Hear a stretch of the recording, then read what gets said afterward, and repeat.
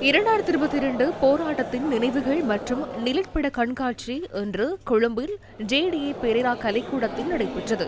போராட்டக் களத்தின் தரப்பினரால் இது ஏற்பாடு செய்யப்பட்டிருந்தது. மக்கள் போராட்டத்தின் நினைவுகள் எனும் துணைப்பொருளில் கண்காட்சி நடைபெற்றது.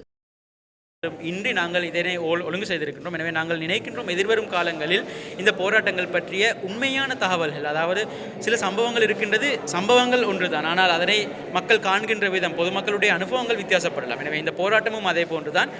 போராட்டத்துக்கு வந்த லட்சக்கணக்கான மக்கள் அனைவருடைய அனுபவமும் வித்தியாசமாக இருக்கலாம், ஆனால் அங்கே நடந்த சம்பவம் ஒன்று. ஒரு சிலர் இந்த எதிர்க்கட்சியினராக இருக்கலாம், இந்த போராட்டத்தை எங்களுக்கு தாக்குதல்களை நடாத்தியவர்களாக இருக்கலாம். இவர்கள் தங்கள் செய்த தவறுகள், தங்களால் இழைக்கப்பட்ட பொருளாதார நெருக்கடிகள், தாங்கள் மேற்கொண்ட இந்த நெருக்கடிகளை மறைத்துவிட்டு, உண்மையை மறைத்துவிட்டு போலியான விடயங்களை சமூகத்திற்கு பரப்ப முயற்சி செய்கிறார்கள். அவர்கள் புத்தகங்களை எழுதியிருக்கின்றார்கள், வெவ்வேறு கருத்தரங்களை அதாவது இந்த எதிர்க்கட்சியினர் அல்லது இந்த போராட்டத்துக்கு எதிரானவர்கள் நடத்தி வருகின்றார்கள். அவர்களுடைய முழுமையான நோக்கம் என்னவென்றால் இந்த போராட்டம் பற்றிய பொய்யான தகவல்களை சமூகத்துக்கு பரப்ப வேண்டும்.